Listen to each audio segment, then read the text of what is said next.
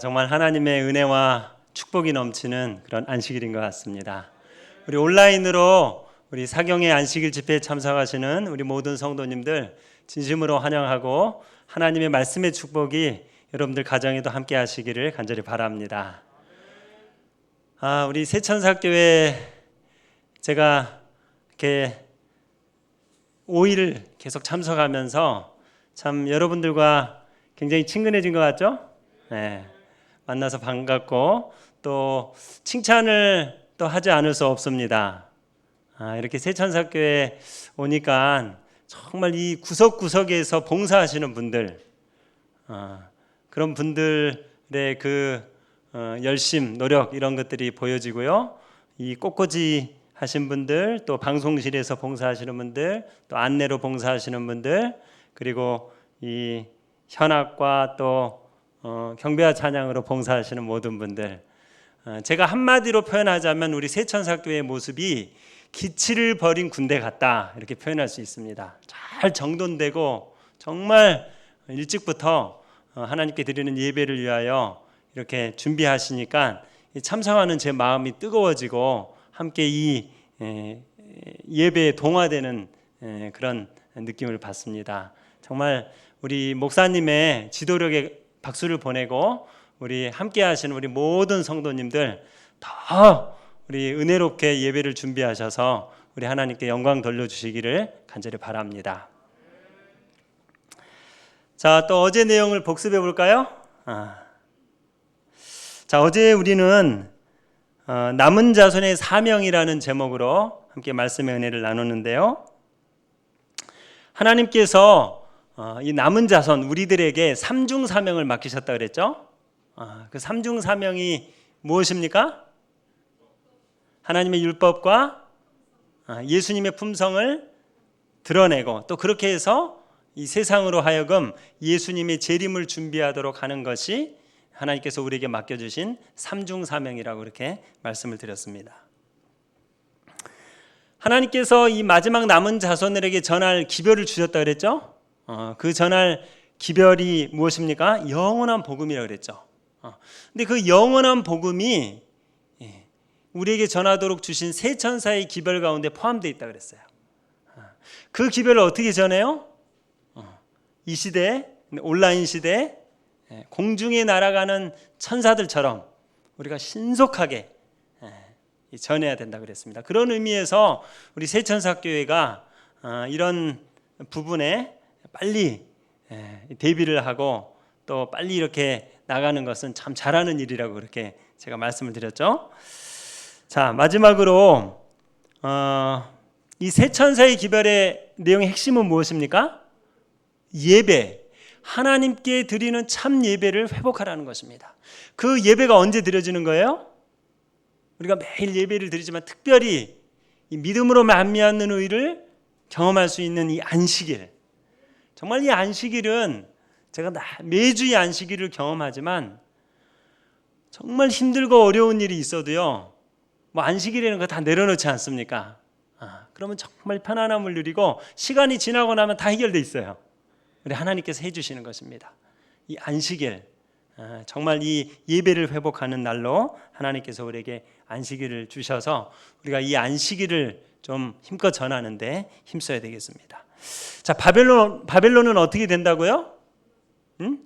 인간의 지식과 인간의 노력으로 세워진 바벨론은 반드시 마지막 때에 무너지게 돼 있다는 것입니다.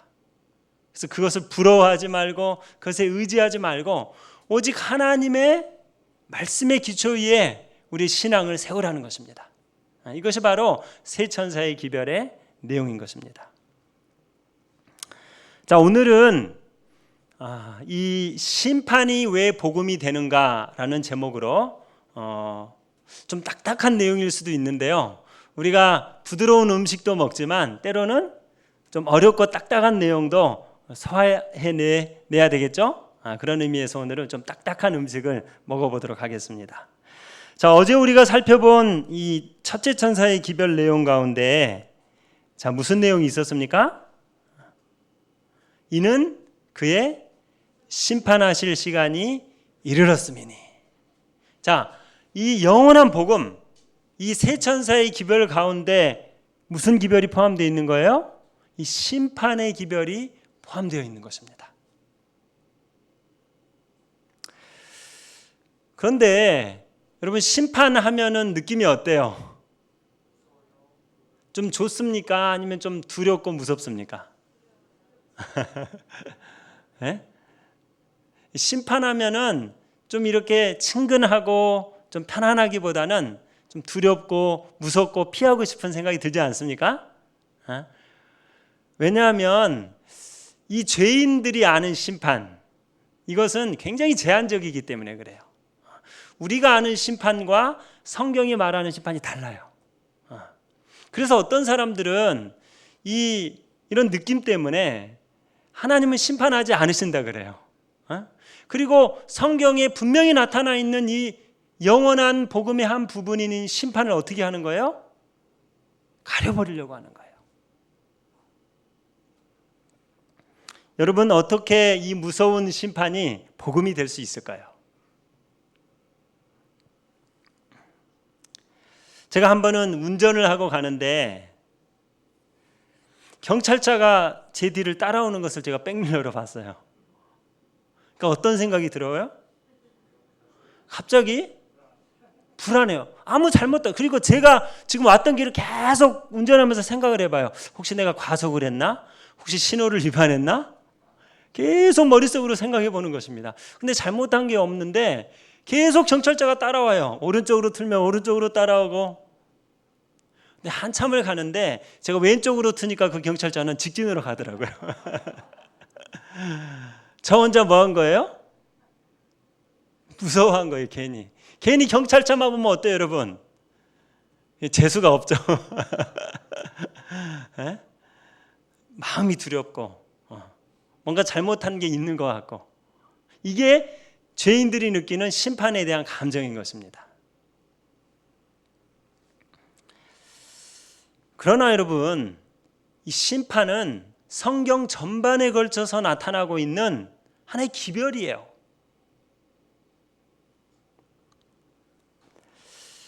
이 성경은 다양한 심판의 경우들을 이야기하고 있는데요. 죄가 시작된 이래로 심판은 각 시대마다 항상 있었습니다. 아담이 범죄한 후에 세상은 심판 아래 놓이게 됐죠. 그 다음에 또 언제 심판이 있었습니까?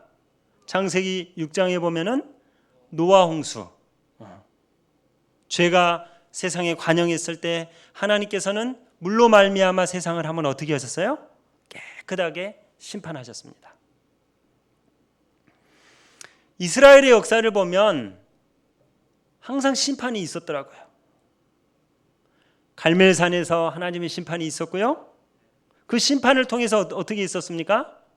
바알과 아세라의 선지자들은 멸망당했지만 또 이 이스라엘 백성들은 어떻게 했어요? 참 하나님께로 돌아오는 그런 역사가 있었습니다.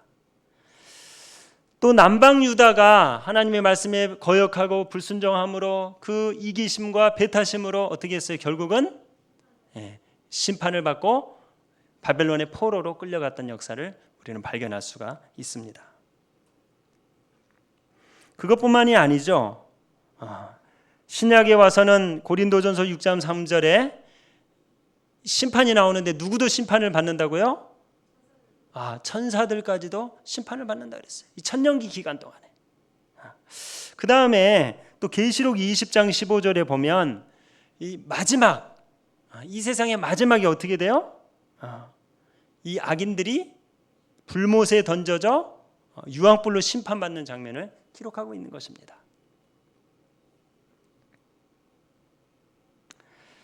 자, 그러고 보니까 심판이 있어요, 없어요? 성경에? 심판이 있어요. 이것뿐만이 아닙니다. 얼마나 많은 구절들이 있는지 몰라요. 특별히 하나님의 백성에 대한 심판을 성경은 언급하고 있습니다. 로마서 14장 10절에 우리가 다 하나님의 심판대 앞에 서리라. 이건 누구의 심판이에요? 우리는 누굽니까? 하나님을 믿는 하나님의 백성들을 이야기하고 있는 거예요. 그 다음에 또 히브리서 10장 30절에 보면 주께서 그의 백성을 심판하시리라, 이렇게 기록하고 있습니다. 자, 성경이 심판을 말하고 있습니까? 자, 확실하죠? 특히 악인의 심판뿐만 아니라 누구의 심판도 있다고요? 하나님을 믿는 백성들의 심판도 있다는 것입니다. 자, 그렇다면 계시록 14장 첫째 천사의 기별 가운데 심판하실 시간이 이르렀다고 할 때 그것은 누구의 심판입니까? 하나님을 믿는 사람들의 심판입니까? 아니면 하나님을 믿지 않는 사람들의 심판입니까? 하나님을 믿는 사람들의 심판이에요. 그 심판의 근거를 어디에서 찾을 수 있을까요? 자, 재림전 심판, 하나님을 믿는 백성들의 심판에 관해서 성경은 몇 구절 기록하고 있는데 여기 다니엘서 7장 9절로 10절입니다. 심판을 베푸는데 책들이 펴놓였더라. 여기 하나님의 보좌가 있고요. 또 거기 보좌 주위에 이 많은 존재들이 있는데 그 장엄한 광경 가운데 지금 심판을 베푸는데 뭐가 펼쳐져 있었어요? 책들이 펼쳐져 있었다는 것입니다. 자, 이 다니엘의 전후 문맥을 보면 이 심판은 이 세상 마지막에 있을 심판이에요. 자, 심판이 두 종류가 있어요. 우리가 아까 성경에서 살펴봤듯이 악인들에 대한 심판이 있죠. 그것은 마지막 집행 심판이에요. 유황불로. 그 다음에 또 누구의 심판이 있는 것입니까? 하나님을 믿는 백성들의 심판이 있어요. 자, 그 심판은 언제 있어요?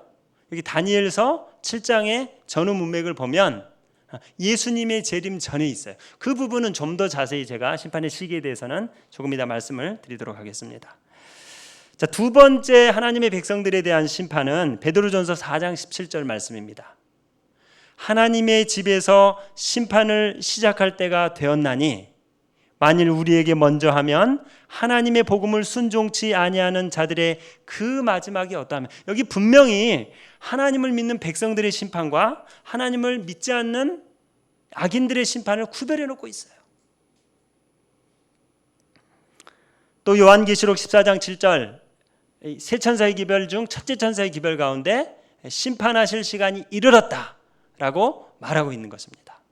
다 공이 하나님의 백성들의 심판을 말하고 있는 것입니다.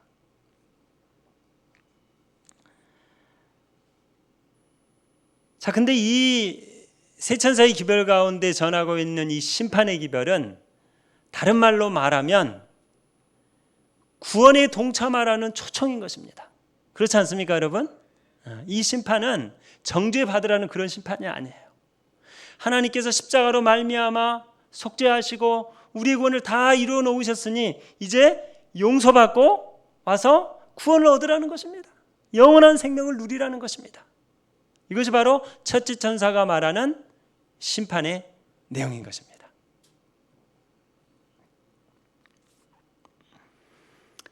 여기 다니엘서 7장 13절로 14절에는 이 재림전 조사 심판, 하나님의 백성들이 받을 심판에 대해서 좀 더 자세히 설명하고 있습니다.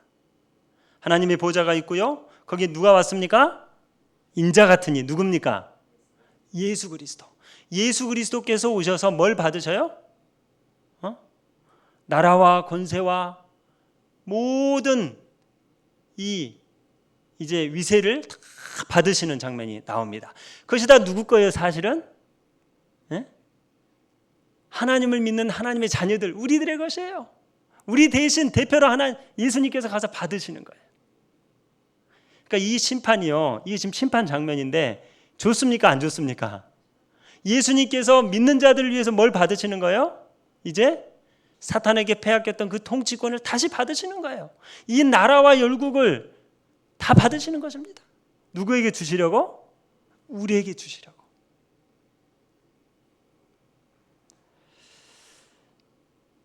여기 대쟁투 480페이지에는 이 심판에 대해서 이렇게 기록하고 있습니다. 그분의 오심은, 지금 이 그분의 오심은 재림이 아니에요. 이 다니엘 7장 13절로 14절에 뭘 받기 위해 오신 거예요? 재림 전에 이제 그 통치권을 받기 위하여 오시는 거예요. 우리를 위해서, 예수님께서. 자, 그분의 오심은 이 세상의 재림하심이 아니다, 분명히 말했죠. 재림이 아니에요. 이것은 옛적부터 항상 계신 하나님 아버지 앞으로 나아가시는 것이다. 뭐하러 나가셔요?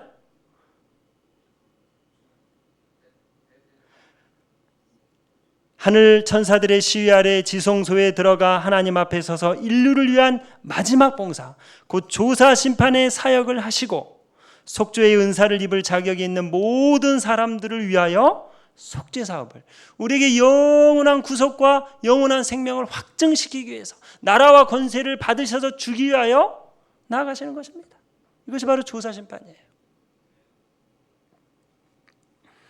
자, 그러면 이 재림전 조사 심판의 시기와 장소, 좀 목적과 대상, 그 결과를 좀 더 하나하나 살펴보도록 하겠습니다. 자, 재림전 조사 심판의 시기가 언제인가? 여기 다니엘 7장에 보면은 그러나 심판이 시작되면, 자, 이것은 마지막 집행 심판이 아닙니다. 자, 예수님의 재림이 아니고요. 재림 전에 있을 조사 심판이죠. 그는 권세를 빼앗기고, 여기서 그는 누굽니까? 다니엘 7장에서 이 그는 누구냐면 교황권을 말해요. 교황권. 작은 뿔에 대해서 계속 나오다가 그는 지금 작은 뿔이 마지막 시대의 모든 통치권을 가지고 있잖아요. 하나님을 믿지 않는 모든 사람들을 이끌고 있잖아요. 그가 어떻게 해요? 권세를 가졌었는데 그것을 빼앗기고 완전히 멸망할 것이요. 온 천하 나라들의 위세가 지극히 높으신 이의 거룩한 백성에게 부침받으리니, 누가 이것을 대신 받으셔요? 대표해서 인자 같은 이가 받으셔서 우리에게 주시는 것입니다. 그의 나라는 영원한 나라이라 모든 권세 있는 자들이 다 그를 섬기며 복종하리라. 자, 여기 다니엘 7장으로 가보도록 하겠습니다. 그러니까 이 심판이 작은 뿔의 이 권세가 깨어짐과 이 시기가 연결되어 있는 거예요. 자, 다니엘 7장을 좀 더 보도록 하겠습니다. 여기 다니엘 7장은 항상 2장과 8장과 병렬해서 공부를 해야 돼요. 그래야지 그 명확한 것들이 드러납니다. 이 다니엘 2장은 금신상이 나왔죠. 우리가 다 알죠. 금머리 또 이렇게 쭉 우리가 다 알고 있습니다. 그 다음에 7장에 보면은 이제 짐승들이 나오잖아요. 그 마지막 넷째 짐승에서 나오는 10뿔, 그리고 그 중에서 나오는 한 작은 뿔 누굽니까? 교황권이죠. 로마 교황권, 이 시대를 지배하고 있는. 그 다음에 8장에 가면은 8장은 숫 양부터 나옵니다. 순양 나오고 순염소 나오고, 그 다음에 뭐가 나와요? 그 순염소 사이에 작은 뿔이 또 나와요. 그 작은 뿔 누굽니까? 교황권이죠. 그래서 2장, 7장, 8장이 마지막에 다 교황권으로 이제 끝나는 것입니다. 자, 우리가 이제 교황권이라는 것을 확인했죠. 그 마지막 권세가. 자, 8장을 다시 정리하면 순양이 먼저 나오고요. 그 다음에 순염소가 나오고, 그 다음에 작은 뿔이 나왔죠. 이게 누구라고요? 작은 뿔이? 로마 교황권이에요. 근데 그 다음에 나오는 사건이 뭐예요? 성소가 정결하게 되는 사건이 다니엘 8장에 나옵니다. 자, 그래서 우리가 알 수 있는 것은 작은 뿔이 꺾임과 동시에 성소가 정결하게 되는 사건이 일어나는 거예요. 그렇다면 성소 정결이라는 것은 무엇이냐 이거예요. 성소 정결이라는 것은 이 재림전 조사 심판의 시기와 연관된 이 성소 정결이라는 것은 무엇인가? 그것은 바로 다니엘 8장 13절로 14절에 보면 이 성소 정결과 2300주야가 또 관련이 있어요. 근데 이 전반부에 성소 정결과 2300주야를 말한 다음에 이 후반부에 가서는 이 성소 정결과 관련된 2300주야에 대해서 다니엘이 정말 알기를 원했어요. 근데 하나님께서 이것은 봉함하고 간수하라고 말씀하시고 가르쳐주지 않으셨어요. 그래서 다니엘이 이것을 알고 싶은데 자기 백성과 관련해서 그래서 병이 납니다. 수의를 앓게 돼요. 근데 다니엘 9장에 와서 그 2300주야에 대해서 말씀해 주시죠. 그 기산점에 대해서 말씀해 주시고 또 또 그것을 이제 드러내 주시는데, 자,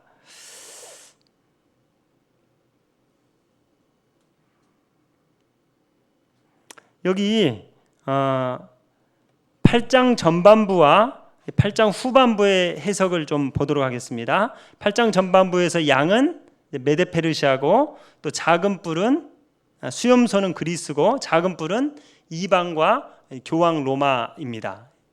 그리고 이 성소가 정결하게 되는 사건은 해석되지 않았어요, 아직. 그런데 이 7장의 패턴과 비교해 보면 이 해석되지 않은 이 2300주야가 어떤 사건인지를 우리가 알 수 있어요. 여기 보시면 쭉 이 짐승들이 나오고 그 7장과 8장에 병렬되게 나온 다음에 7장에 교황 로마가 이제 마무리되면서 하나님의 심판, 아까 그 인자 같은 이가 영원한 하나님께로 나오는 장면이 나옵니다. 그렇죠? 그게 뭐예요? 하늘 심판임을 우리가 이제 성경과 예언을 통해서 확인했잖아요. 자, 그러면 8장에서는 교황 로마가 나오고 2300주야가 나오는데 아직 그것이 무슨 사건인지는 몰라요. 그러나 확실한 것은 7장과 병렬에서 비교해 볼 때 그것이 무슨 사건이에요? 하늘 심판 사건이라는 것을 알 수 있어요. 다니엘서는 이 비교해서 연구해야 되는 거예요. 그러므로 이 다니엘 8장에 이 성소가 정결하게 되는 사건이 하나님의 백성들을 심판하는 일임을 우리가 확인할 수 있다는 것입니다. 자, 그것을 좀 다른 근거로 말씀드려 볼게요. 이 유대인들에게는 대속제일이 있잖아요. 근데 이 유대인들은 이 대속제일에 성소가 정결케 된다는 것을 그들이 알고 있어요.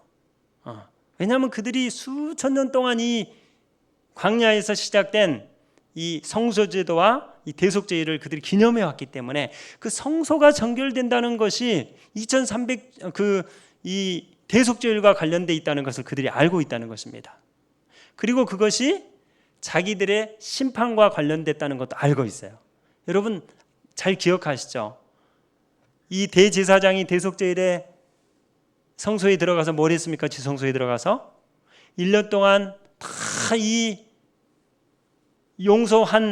하나님께서 용서하신 제들을 어떻게 하는 거예요? 그것을 도말하는, 아사살의 염소에게 풀려 보내는 그러한 일을 한 것입니다. 그러므로 유대인들은 이 성소 정결이 하나님의 심판, 의인들과 관련된 하나님의 심판이라는 것을 그들이 너무나 잘 알고 있는 것입니다. 그래서 유대인들의 개념에는 이 성소 정결은 심판이에요. 성소가 정결된다는 것은 그것은 하나님의 백성들의 심판, 우리들의 용서받은 죄가 도말되고 우리들이 옹호받고 우리들이 구원받는다는 사실을 그들이 알고 있는 것입니다. 여기 대속제일에 그들은 누가 살 것인지, 누가 죽을 것인지 인침을 받는 날이라는 것을 알고 있었던 것이에요. 그래서 그들은 대속제일에 이렇게 기도드렸어요. 심판에서 우리를 의롭다 하소서. 사탄을 침묵하게 하시고 옹호자를 그의 자리에 오르게 하시고 그의 간청의 결과로 내가 사함을 받았다 선언하여 주소서. 오 구원받은 백성들의 범죄를 도말하소서. 그분 옛적부터 계시니가 심판자로 앉으셨나이다. 생명, 축복, 평화의 책에 당신에 의해서 우리가 기억되고 인쳐지기를 바라나이다. 여러분 얼마나 이 대속제일의 심판의 날이 유대인들에게, 이스라엘 백성들에게 축복이 되는 날이었을까요? 적어도 하나님께 그들의 죄를 고백하고 겸비한 마음으로 이 대속제일을 보냈던 사람들에게는요, 그날은 생명의 날이요, 신원받는 날이요, 옹호받는 날이 되었다는 것입니다. 자, 확실하죠? 이 심판이, 다니엘 7장의 심판이 무슨 심판이에요? 다니엘 8장의 성소 정결과 관련돼 있고 그것이 하나님의 백성들을 옹호하는, 그들의 죄가 도말되는 이 재림전 조사 심판이라는 것을 우리가 알게 되는 것입니다. 자, 그래서 이 성소 정결, 또 죄의 도말, 그리고 조사 심판, 또 대속죄, 이것은 다 같은 의미예요.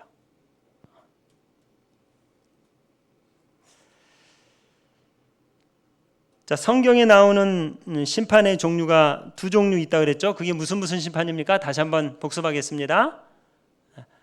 마지막 죄인들을 심판하는 집행심판, 유황불로 심판하는 심판이 있고요. 그 다음에 하나님의 백성들을 위해서는 무슨 심판이 있어요? 재림전 조사심판. 그 심판의 목적은 뭐예요? 우리의 용서받은 죄가 도말되고, 사탄이 우리를 정죄하려고 할 때, 너 그 죄 지었잖아, 너 그렇게 잘못했잖아 할 때, 우리의 변호사께서 우리 앞에 서셔서 다 용서받았어, 다 도말되었어 라고 신원해 주시고 옹호해 주시는 심판이라는 거예요. 지금 그 심판이, 지금의 여러분 대속죄일 기간 아닙니까? 지금 그 심판이 어디에서 이루어지고 있는 거예요? 그 내용을 좀 보도록 하겠습니다. 자, 그렇다면 이 성소 정결이라고 할 때 이 성소는 그 전에 성소 정결의 시기에 대해서 다시 한번 이제 정리를 해보도록 하겠습니다. 여기 바벨론, 메드 페르시아, 그리스, 로마의 연대가 쭉 나왔죠. 그러면 하늘 심판, 이 성소 정결은 교환권이 무너질 때부터예요. 언제부터입니까? 1798년 프랑스 혁명 때 그 벌티어 장군에 의해서 피우스 6세가 이제 잡혀가서 옥사함으로 교환권이 무너졌죠. 다시 회복되긴 했지만 그 시점, 그것이 바로 1798년인데 그때부터 조사 심판이 이제 시작되게 된 것입니다. 이제 1844년이라고도 하고요. 자, 성소 정결의 장소는 그럼 어디냐? 여기 지상의 성소가 있었죠. 그 성소가 언제까지 있었냐면 예루살렘 멸망 직전까지 있었습니다. 그렇죠? AD 70년에 티투스 장군에 의해서 예루살렘이 멸망하게 되죠. 그리고 이제 이스라엘 백성들은 뿔뿔이 전 세계로 흩어지게 되는데, 자, 그때 뭐도 파괴돼요? 하나님의 성소, 성전도 파괴되는 것입니다.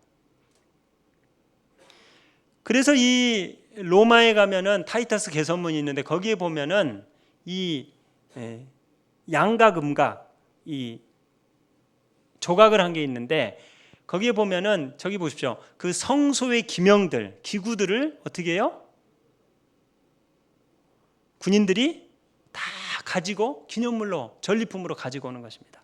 자, 하나님의 성소가 다 완전히 어떻게 된 거예요? 다 회파된 것을 우리가 알 수 있습니다. 자, 그렇다면 이 지상 성소는 더 이상 없는 거예요. 그렇죠? 지상 성소는 없는 것입니다. 그러면 무슨 성소만 있느냐? 우리가 잘 아는 것처럼, 자, AD 70년 이후에 예수님께서 하늘로 가신 이후에는 하늘 성소가 있는 거예요. 히브리서에 그것이 분명하게 나타나 있는 것입니다. 그래서 이 재림전 조사 심판은 어디에서 일어나고 있는 심판입니까? 하늘에서, 하늘 성소에서, 하늘 지성소에서. 누가? 십자가의 사역을 마치시고 부활하시고 승천하신 예수 그리스도께서 누구를 위하여? 우리를 위하여 지금 속죄의 사역, 심판의 사역을 하고 계시는 것입니다. 중보의 사역을 하고 계시는 것이죠.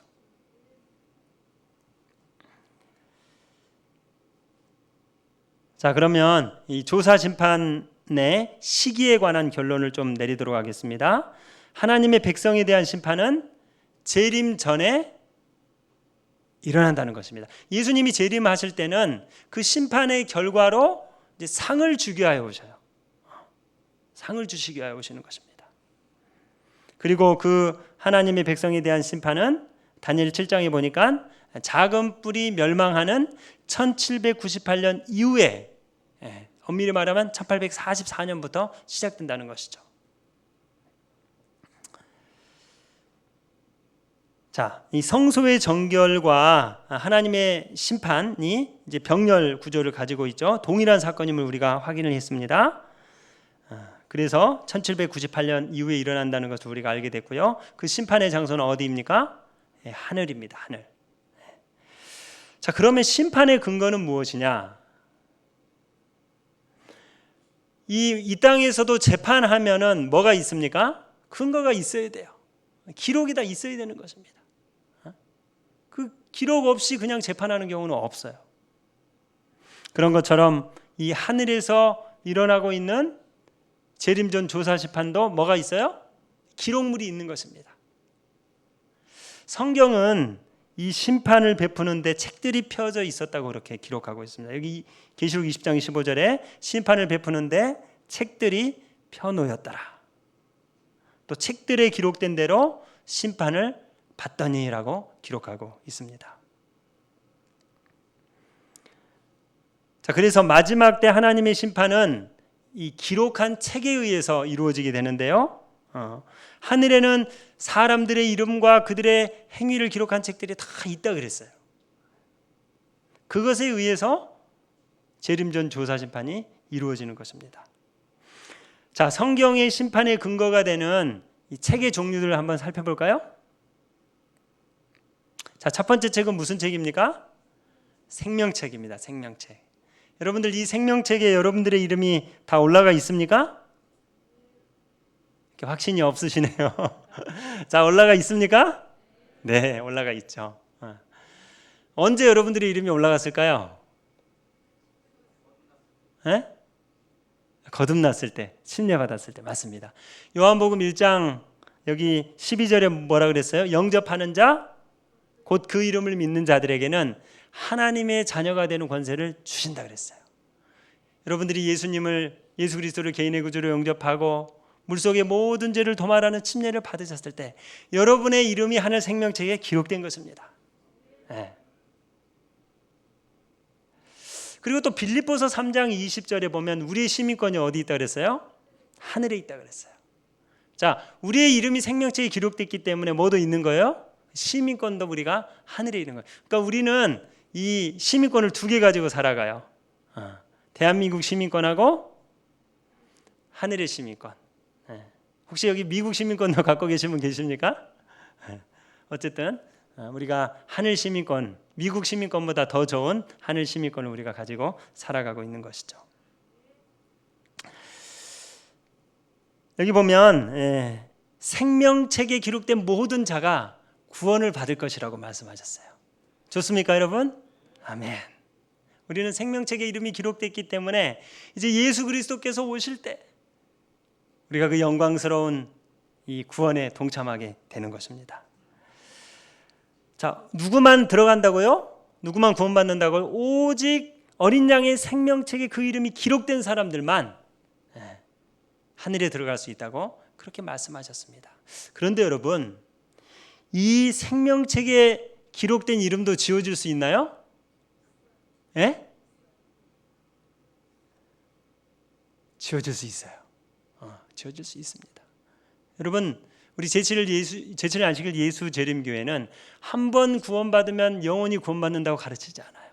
우리가 그 구원을 잃어버릴 수도 있어요. 우리가 만약 처음 믿었던 그 믿음에서 떠나서 예수 그리스도에게서 떠나서 이 세상과 짝하여 세상을 살아가고 사탄을 섬긴다면, 사탄을 예배한다면 우리는 잃어버린 바 되게 될 것입니다. 그래서 바울은 뭐라 그랬어요? 너희 구원을 날마다 힘써 이루라 그랬어요. 너희가 이 구원에서 떨어질까 두려워하고 힘써 너희 구원을 이루라고 그랬어요. 자, 두 번째 책은 무슨 책입니까? 기념책입니다. 기념책. 이 기념책에는 여호와의 이름을 존중히 여기는 자들의 모든 기념 행위들이 다 기록되어 있어요. 우리 성도들의 의로운 행위가 하나도 빠짐없이 다 기록되어 있습니다. 여러분들이 남을 위해서 했던 선한 행위들 아무도 보지 않았지만 이 교회에 열심히 와서 일찍 와서 이 교회를 위해서 안내하고 봉사하고 악기로 하나님을 연주하고 보이지 않는 곳에서 꽃꽂이로 봉사하고 남모르게 기도하시고 이 모든 것들이 하늘 기념책에 어떻게 된다고요? 다 기록이 된다는 것입니다. 여러분, 이 세상은 몰라줄 줄 몰라도 하나님께서 다 기억하고 계신다는 거예요. 여러분, 하나님에게는 공짜가 없다는 말 들어보셨어요? 에?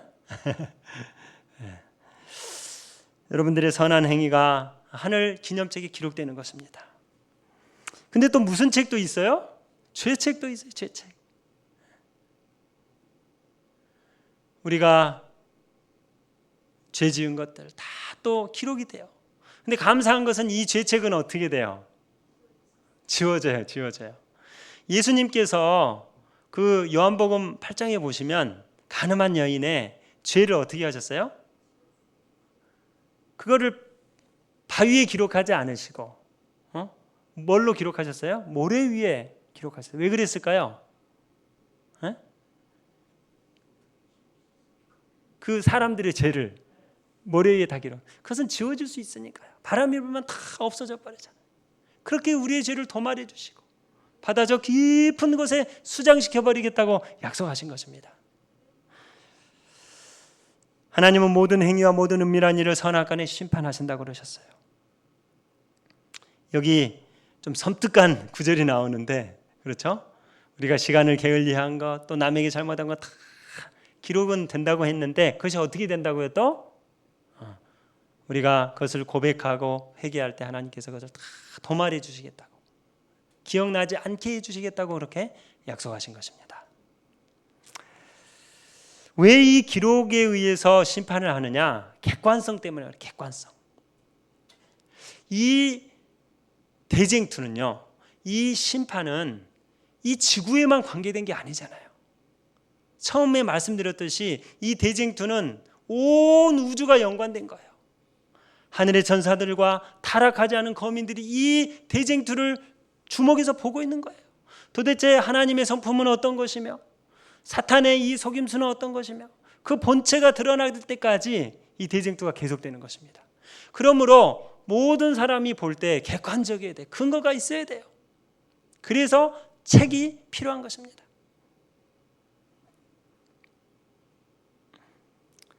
아마도 이 심판이 잘못됐다고 주장할 아무런 근거를 찾지 못할 거예요. 그렇죠? 사탄조차도 거기에 다 순응하게 될 것이라고 그랬어요. 하나님의 심판이 공정하고 의롭고 그분은 자비롭고 공의로운 분이시라는 것이 이 심판과 기록된 책들을 통해서 다 드러나게 될 것이라고 말씀하셨습니다. 자, 그렇다면 이 재림전 심판의 대상은 누구냐? 아까도 말씀드렸지만 누구라 그랬어요? 여기에는 하나님을 믿지 않는 사람들은 포함되지 않아요. 하나님을 믿다가 잠든 사람들, 또 오늘 이 마지막 시대에 하나님을 믿는 믿음으로 살아가고 있는 여러분과 제가 이 조사심판, 재림전 조사심판의 대상인 것입니다. 그러나 여러분 두려워할 필요가 없어요. 계속해서 말씀드리지만 이 심판은 우리를 정죄하고 심판하기 위한 게 아니에요. 뭐 하기 위한 거예요? 우리를 옹호하시고 우리를 신원하시고 우리의 억울함을 풀어주시고. 그래서 여러분 그런 말이 있잖아요. 어떤 사람도 자기의 죄로 인하여 멸망받는 사람은 없어요. 왜 멸망받아요?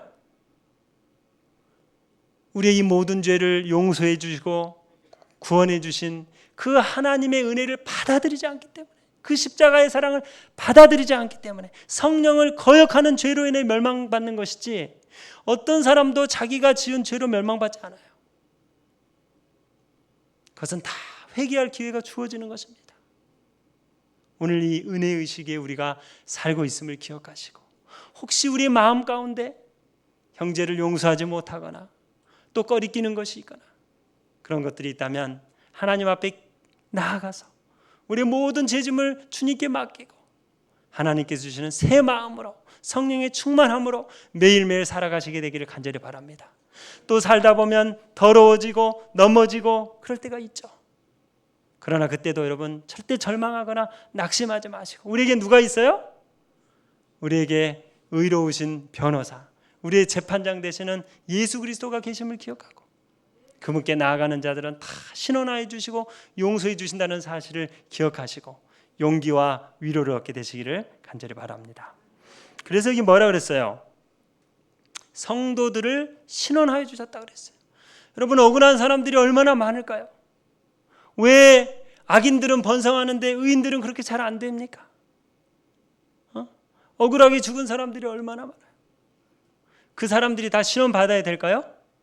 신원 받아야 되죠. 의인들의 순교의 피가 울부짖는다 그러잖아요, 계시록에. 우리를 신원하여 주시기를 어느 때까지 하겠나이까? 신원하여 주지 아니하시기를 어느 때까지 하겠나이까? 하나님께서 반드시 해주십니까? 해주십니다. 이 땅에서 다 우리가 보상받지 못할지도 몰라요. 그러나 우리가 하늘에 가서 그 모든 보상을 받게 될 것입니다. 이 심판이 바로 여러분과 저를 위한, 이 성도들을 위한 재림전 조사심판이고, 저체 천사의 기별 가운데 하나님이 심판하실 시간이 가까이 이르렀으니 하나님을 경배하며 그에게 찬송을 돌리라는 그 첫째 천사의 기별의 그 심판이 바로 이 우리를 신원하여 주시는 심판인 것입니다.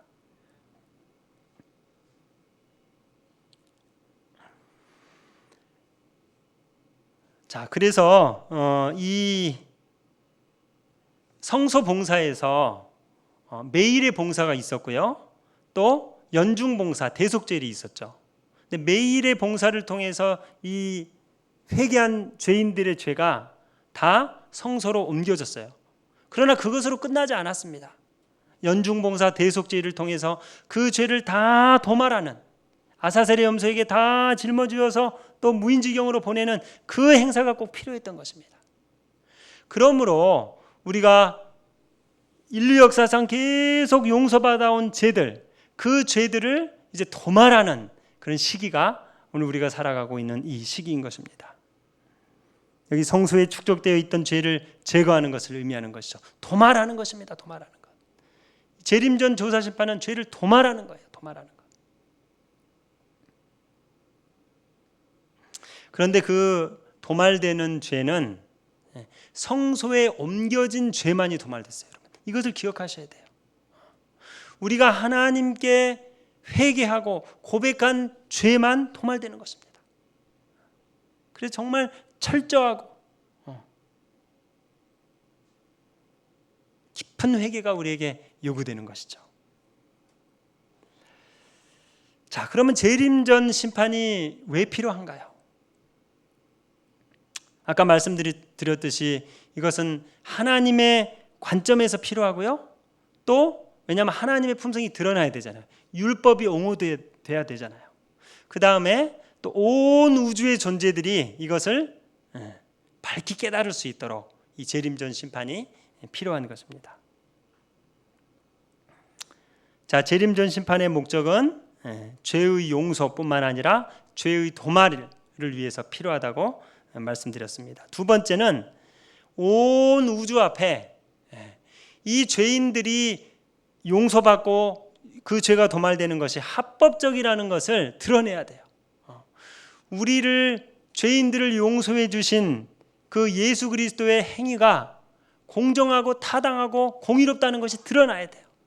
그냥 용서해 주는 거 아니잖아요.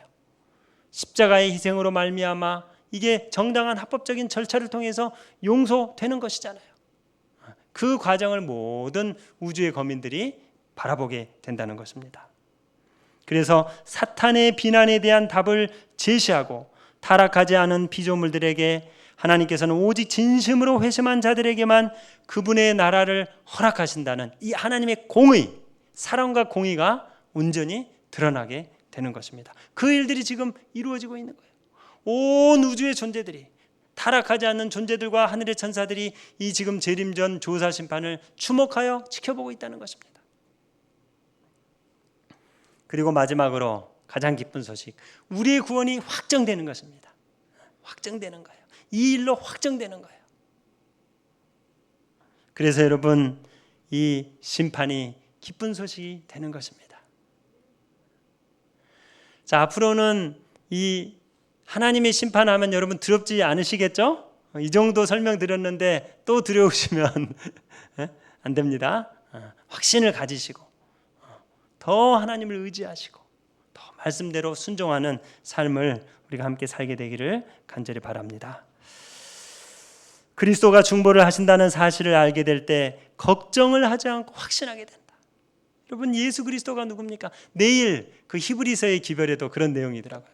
예수님이 우리의 누구예요? 친구. 그 재판관이 우리의 친구라는 거예요. 친구. 어떻게 친구가 됐어요? 우리를 위하여 이 땅에 오셔서 십자가에 달려 돌아가시고 우리와 같은 생애를 사심으로 우리와 친구가 되신 거예요. 그 친구가 또 뭐도 돼요? 우리의 변호사도 되는 거예요. 재판관도 되고 변호사도 되고. 우리의 구원을 온 우주 앞에서 객관적으로 확정하는 심판인 것입니다. 객관적으로 온 우주 앞에. 그래서 왜 꼭 심판이 필요하느냐, 재림전 심판이. 사실 이것이 하나님 자신에게는 별로 필요 없어요. 하나님은 이미 공의로우시고 이 과정을 아주 공정하게 해오셨기 때문에. 그러나 누구에게 필요한 거예요? 온 우주의 존재들에게, 또 인류가 그의 선결자를 선택하는 데 있어서 이 심판이 필요한 것입니다. 자, 마지막 이제 재림전 심판의 결과를 살펴보도록 하겠습니다. 재림전 심판으로 말미암아 자기의 죄를 다 용서받고 도말받은 사람들은 어떻게 되는 거예요? 이제 하나님의 구원받은 백성들로 확정되는 거예요. 그 이마에 인이 찍히는 것입니다.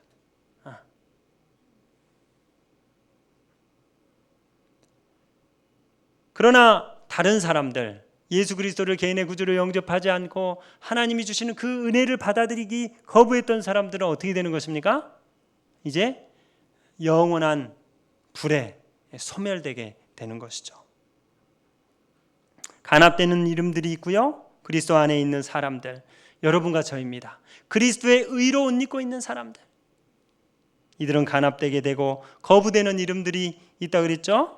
한때는 하나님의 참 백성이었지만 지금은 그분을 완전히 떠난 상태로 살아가는 사람들이 있다 그랬어요.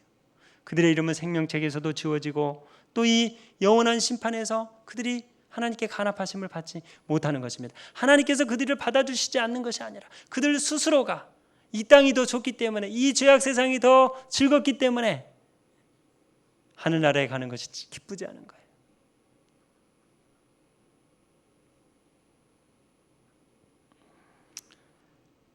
여러분, 우리가 이런 부류의 사람들이 되지 않기를 간절히 바랍니다. 하나님께서 이렇게 큰 은혜를 우리의 삶에 베풀어 주셨는데, 십자가로 말미암아 모든 것을 다 주셨는데 우리가 어찌 이 큰 구원을 등한히 여기고, 우리가 아무리 살아가는 일이 힘들고 정말 물에 떠내려 같이 많은 시련들이 있을지라도, 여러분, 히브리서에서 바울이 히브리 사람들에게 용기 준 것이 무엇입니까? 그 떠내려가는 시련과 어려움이 있을지라도 그 믿음을 굳게 잡고 흔들리지 말자고 요청하고 있는 거 아닙니까?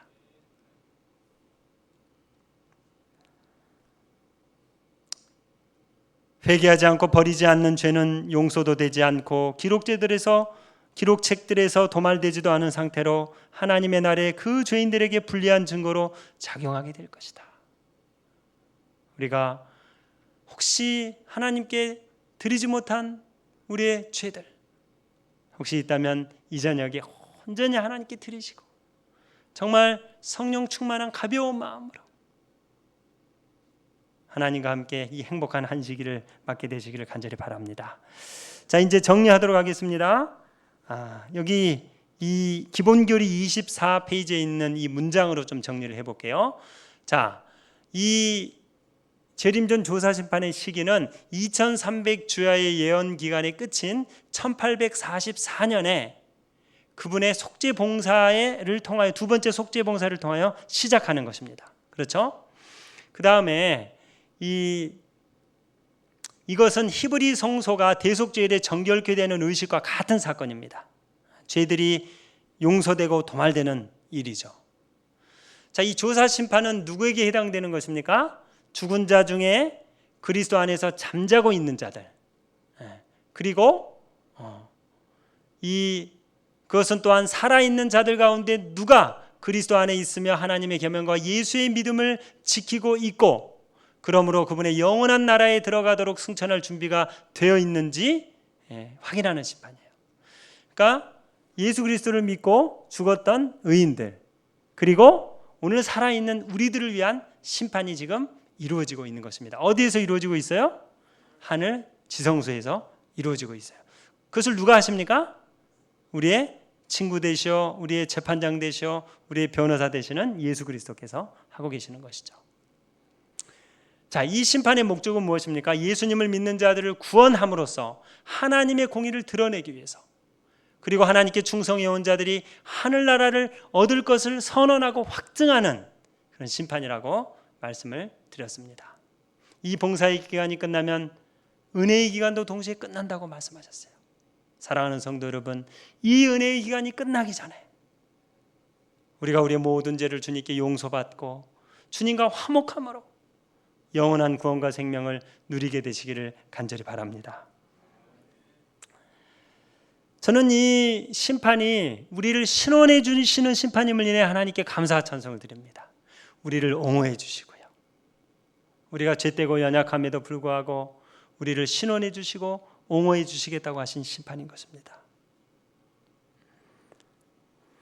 제가 7년 전에 필리핀 아이아스에 가서 우리 신학대학원이잖아요. 그곳에서 이제 대학원 공부를 하러 이제 가기 위해서 이 영어를 준비해야 되기 때문에 영어 공부를 이제 하고 있었습니다.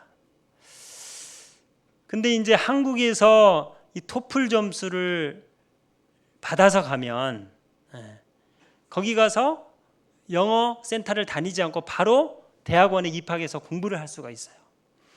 그래서 이제 목회를 하면서 틈틈이 이렇게 준비를 했어요, 영어 시험을. 근데 청천벽력과 같은 소식이 저에게 들려왔어요. 필리핀 아이아스에서 한국에서 보는 이 토플 시험을 인정해 주지 않는다는 것입니다. 이 종이로 보는 토플 시험, 그게 이제 족보도 있고 그래서 좀 쉽습니다. 인터넷으로 보는 그 IBT 그것만 인정해 주고 이 종이로 보는 그때까지 있던 시험은 인정해 주지 않는다는 거예요. 그래서 대단히 마음에 부담이 됐습니다. 가서 이제 뭘 해야 돼요? 이제 영어 센터를 다녀야 돼요. 근데 그때 당시 소문 듣기로 그 아이아스 영어 센터가 악명이 높았어요. 잘 합격을 시켜주지를 않는 거예요. 또 어떤 사람들은 3년 동안 합격을 못하고 돌아오기도 하고, 정말 뭐 이 영어 센터에서 공부하다 병 걸렸다는 사람 얘기도 들어보고 제 마음에 겁이 났습니다. 이것을 어떻게 해야 되나. 그래서 이제 뭐 다 결의는 됐고 가야 되니까 가서 이제 공부를 영어 센터에서 공부를 하고 이제 몇 개월 공부를 하면은 시험을 봐야 돼, 시험을. 근데 아이아스에서는 이제 토플로 시험을 보지 않고 IELTS라는 그 영국에서 보는 그 영어 능력 시험이 있어요. 근데 그것은 토플보다 훨씬 어려워요. 네 가지 영역에서 6.5라는 점수, 평균 6.5라는 점수를 받아야 되는데 거의 100점으로 환산을 하면 한 80, 한 5, 6점 될까요? 아주 높은 점수예요. 그래서 뭐 미국의 유수한 대학들 가는데도 6.5 이상이 필요한데 너무 표준이 높은 것입니다. 그래서 이제 몇 개월간 영어를 공부한 다음에 그 IELTS 시험을 이제 보게 됐어요. 네 가지 영역에 이틀간 네 가지 영역에 걸쳐서 시험을 보는데 이제 독해를 봐야 되고 그다음에 듣기, 말하기, 그다음에 또 하나가 뭐죠? 네 가지 영역이 이제 이렇게 쓰기까지 네 가지 영역이 있었어요. 근데 제가 이제 시험을 딱 보려고 앉았는데 머리가 그냥 하얘진 거예요. 왜냐하면은 그 시험에 많은 것이 걸려 있어요. 합회에서는 그 시험을 합격해야 뭐 월급도 계속 준다 그러고 또 가족들의 체면도 있지 않습니까? 모든 게 다 걸려 있어요, 거기. 그래서 빨리 이것을 통과를 해야 되는데 빨리 해야 되니까 더 압박감 때문에 더 안 되는 거예요. 그래서 시험을 보려고 딱 자리에 앉았는데 멘붕이 온 것입니다. 첫 시험이 딱 받아보니까 독해예요, 독해. 근데 저는 리스닝인 줄 알았어요, 첫 시험이. 그걸 정확히 파악을 하지 않고. 그래서 그것부터 긴장을 해가지고 시험을 보려고 계속 영어 지문을 읽는데 도대체 이게 읽히지가 않는 거예요. 머리에 들어오지가 않는 것입니다. 어떻게 하나 계속 하면서 이게 짧은 시간 안에 엄청난 문제를 풀어야 되거든요, 빨리. 빨리빨리 해야 되는데 이게 계속 눈으로는 내려가는데 내용은 들어오지가 않는 거예요. 그래서 한 3, 40분을 그렇게 보내버렸어요. 근데 제가 뭘 했는지도 모르겠어요. 그냥 앞에 봤다 뒤에 봤다가 하나도 제대로 풀지도 못하고 3, 40분이 지나가 버렸어요.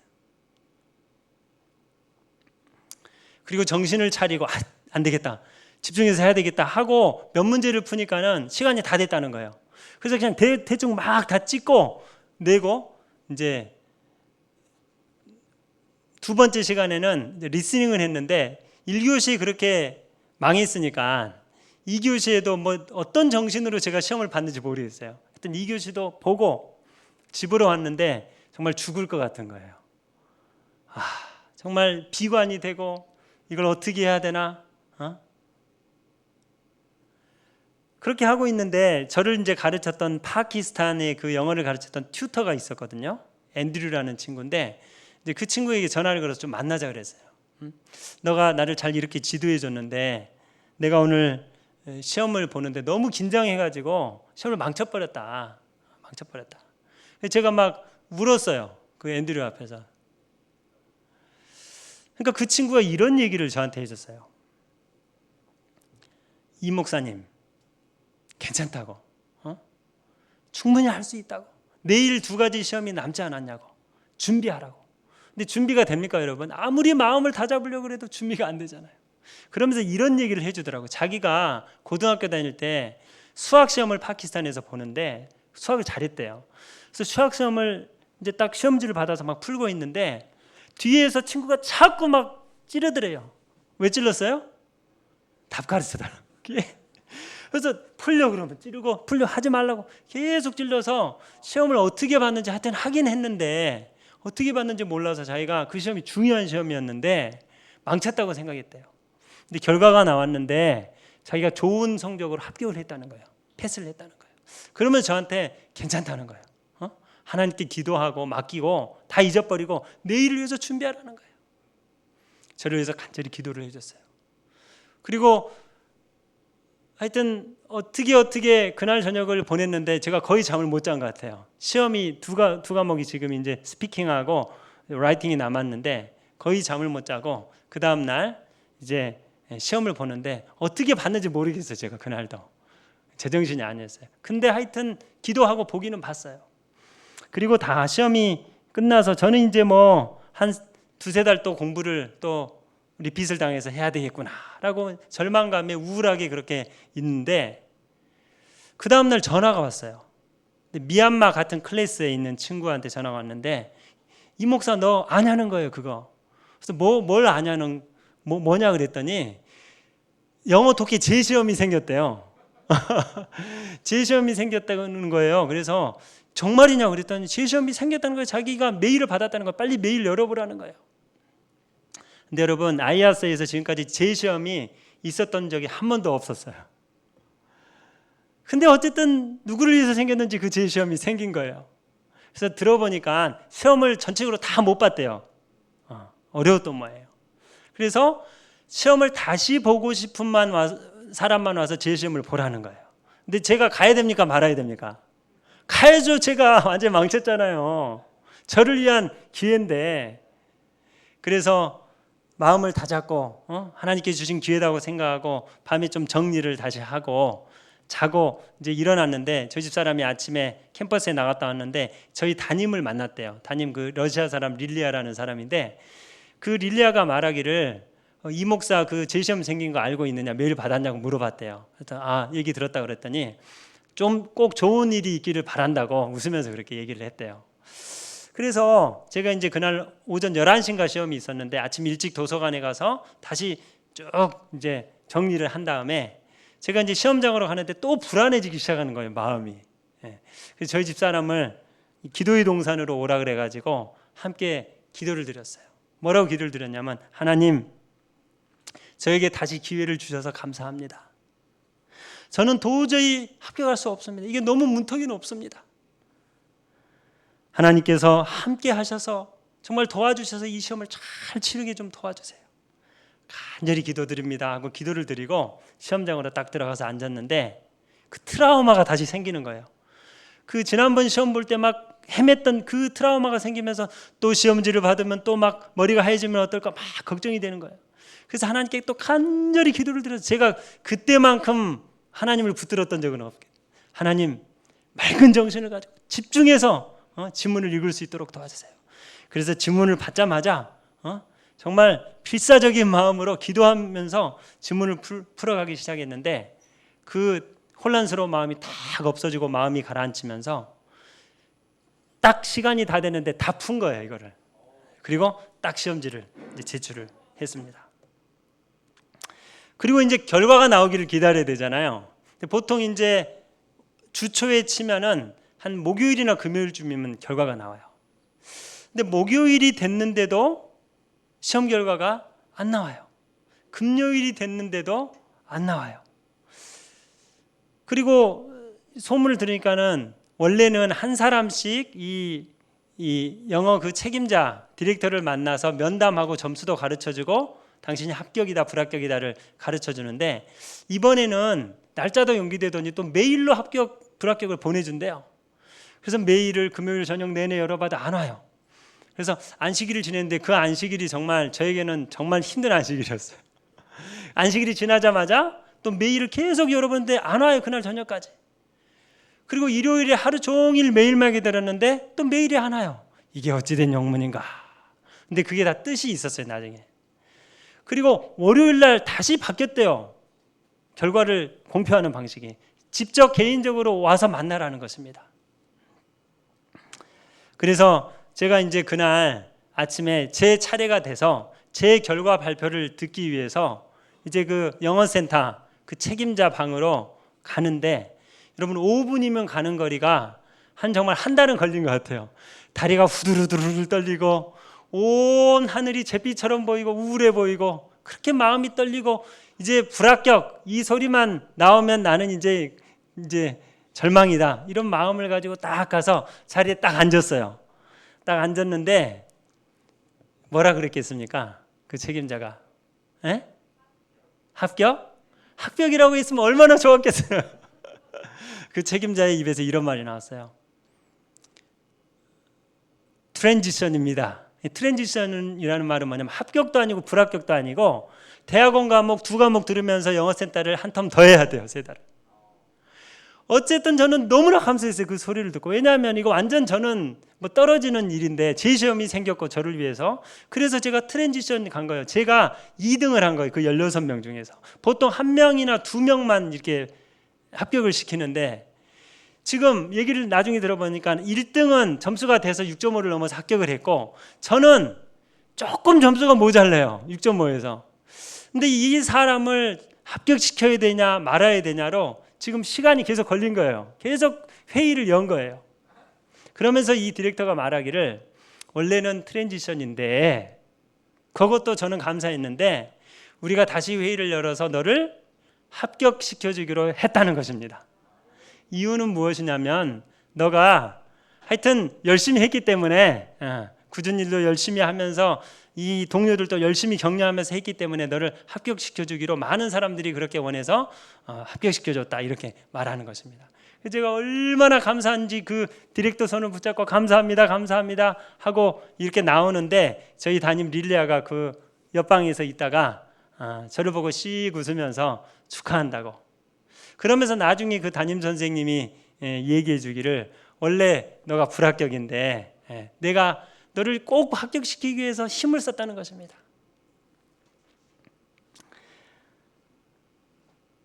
그래서 제가 영어센터를 합격을 하고 무사히 공부를 마치고 이제 돌아오게 됐는데 저는 이 드라마틱한 경험을 통해서 몇 가지 교훈을 얻게 되었습니다.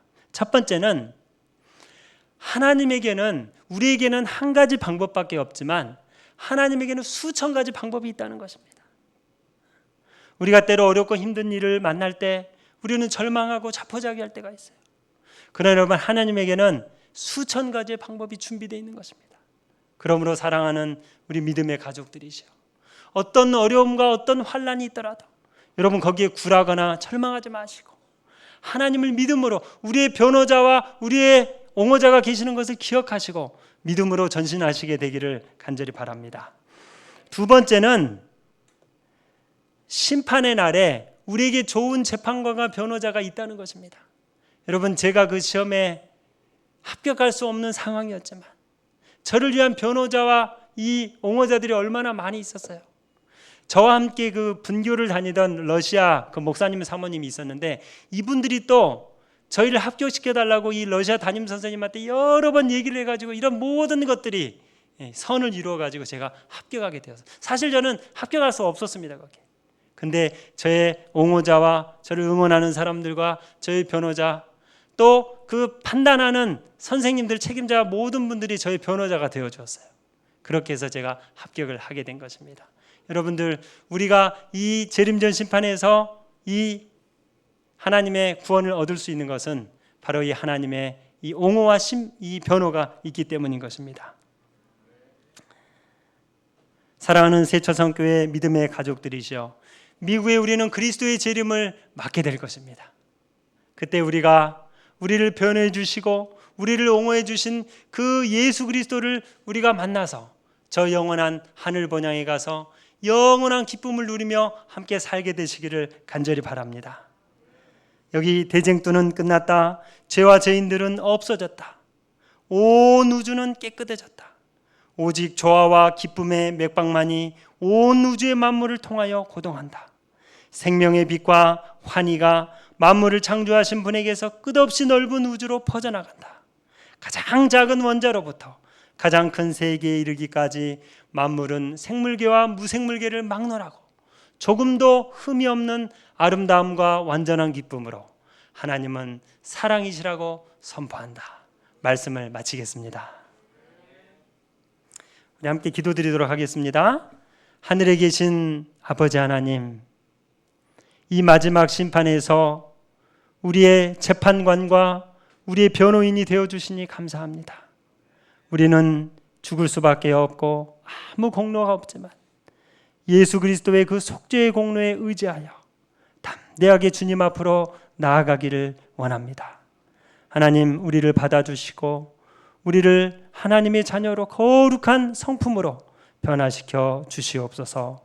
매일의 생에서 당하는 우리의 시련과 환난 가운데 하나님이 준비하신 수만 가지 수천 가지의 길이 있음을 기억하고 믿음으로 전진할 수 있는 우리 새천사교회 모든 성도님들 되도록 도우시기를 우리 구주 예수 그리스도의 성호 받들어 간절히 기도 올리옵나이다. 아멘.